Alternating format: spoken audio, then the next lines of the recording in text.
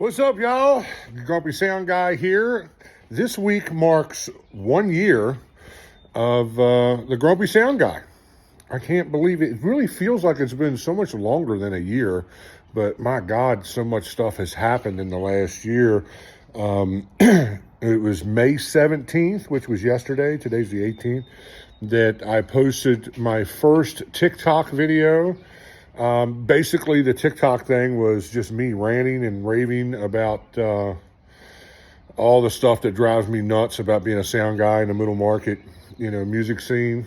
And then probably, I don't know, it was a few months, maybe 6 months later, I moved over to here on YouTube and did the YouTube channel, which was much more educational, and we had a lot more time in the videos, so we were able to really get deep and have deep conversations about different things. Thank you guys for your support. I still have the TikTok channel.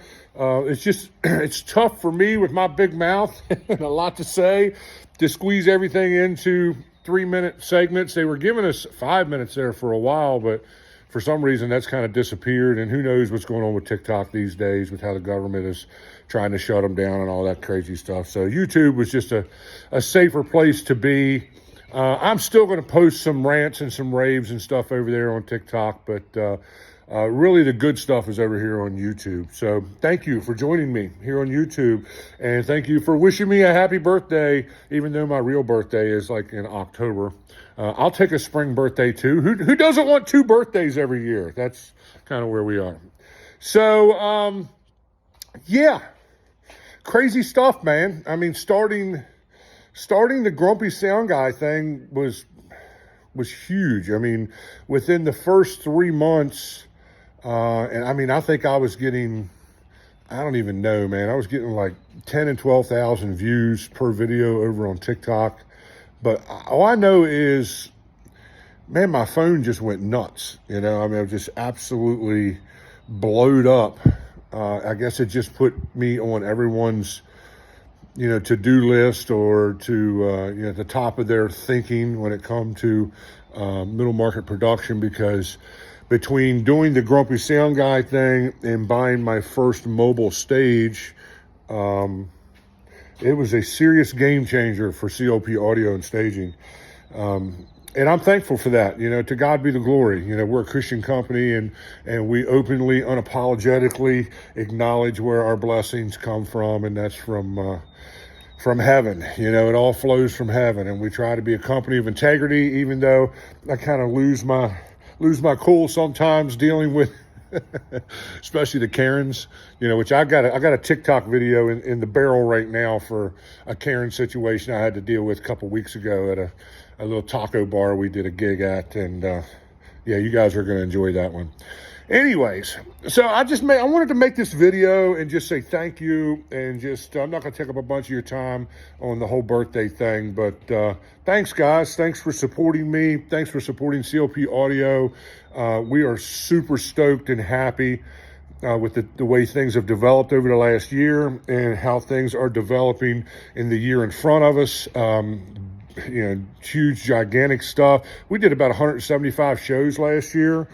And I was really trying to slow down this year, because last year tried to kill me, because I'm 50 years old and I'm not 25. And 175 shows is a lot, even for just a small little company like us. But this year I was trying to back it down to like maybe 120 or so, and do bigger shows and make better money. And the reality of that has been, we have definitely probably doubled our revenue this year, but we're still staring right in the face of 175 or 80 shows, no matter how we shake it. So I'm thankful for that. I'm grateful for that. I haven't forgotten what COVID was like when none of us had any work. So, I'm not exactly, losing my crap over all this. It's good to be successful. It's good to be busy, all that sort of thing. Trying to find the balance between, my sanity and making money is sometimes the biggest challenge. But, we're walking it out one day at a time, with God's help. Nevertheless, thank you Thank you for supporting this. I've got a couple more YouTube videos in the barrel. Just trying to find time to record these things and edit them and all that kind of stuff is a little bit of a bear. That's why I don't post as much any more than what I do, because I got tons to say and I got tons of stuff I want to share with you guys, but it's hard to find the time to actually get it to the internet. So forgive me for that. Be praying for me about that, and show me a little bit of grace and mercy, and I'll get this stuff out there to you. Hit me in the comments section of this video. I usually don't pound you guys for comments, because I mean, I know how life is. You know, you watch the video and you go on with your life. It's all good. I'm the same way. I rarely leave comments on YouTube either. But hit me this time in the comments section and let me know if there's anything you guys would like to hear me talk about as far as gear, system tech stuff, you know, design, you know, the business side of it, you know, making money and trying to price out gigs and, you know, stuff like that. You know, I'm an open book, and I pretty much freely give the information that I have learned over the years to you guys without reservation. So if there's anything that's burning up, I might do a part 2 on the split snake thing, because there was a whole bunch of stuff I could have talked about with split snakes on that last video that I didn't talk about, because I was really just trying to focus on the trick of using your analog split snake as a patch bay on multi-band events, and how that's really beneficial and can save you a bunch of wear and tear on your DL32 stage box or whatever you're using for a mixer console or whatever, and make band changeovers a lot more fluid and that sort of thing. So we try to be super efficient. I like to do things right the first time, and I like to do them the easy way if possible. You know, anything that we can do to streamline what we do in this middle market production scene, man, I'm all about that, you know, because I don't want to work any harder than I absolutely have to, because there's already an enormous amount of manual labor that goes into the stuff that we do. It keeps me young, keeps me healthy. I'm grateful for that. But if there's something that I can figure out and do in a better, more efficient way, man, I'm always all for that. So yeah, hit me up with any questions you may have. If this TikTok thing and the YouTube thing has benefited you in some way, or you have found value in this, I've had a handful of people come to me and ask if, you know, they kind of felt very appreciative of the information that I'm putting up, and have asked me if there was some way they could, you know, donate to the cause. You know, we'll probably put it in the cable fund or something like that to keep up with, you know, cabling, because that's always, copper is so expensive right now.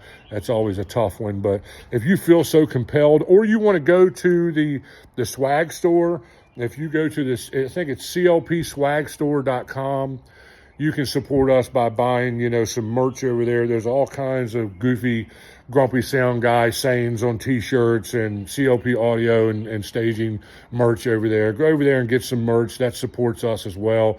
And it kind of puts a few dimes in our pocket to, you know, make up for the time that we put into, you know, doing this. I mean, I don't have to do this, you know, I have benefited from it, but at the same time, some of my competitors are like, dude, what are you doing, man? You're sharing all the industry secrets, and you're going to like saturate the market with competition that's going to cost us all money. Well, I mean, the reality of all that is I can tell you all these things until you go out there and actually do it and get the experience behind it, like decades of experience behind it. You're probably not going to execute it on the same level that guys like I do, you know, because I got 30 years in this. Most of my competitors are 25 to 35 years in this. So there's no replacement for experience, but I think these videos are helpful. I think you guys really enjoy them. I get a lot of positive feedback from it. Seems like every gig I go to now, somebody's coming up to me wanting to get a grumpy selfie, you know, or something like that. And that's flattering, and that's always cool. So thanks, guys. Thanks for supporting the channel. Thanks for supporting me. And I'm going to continue to pour this out as time permits. See you next time.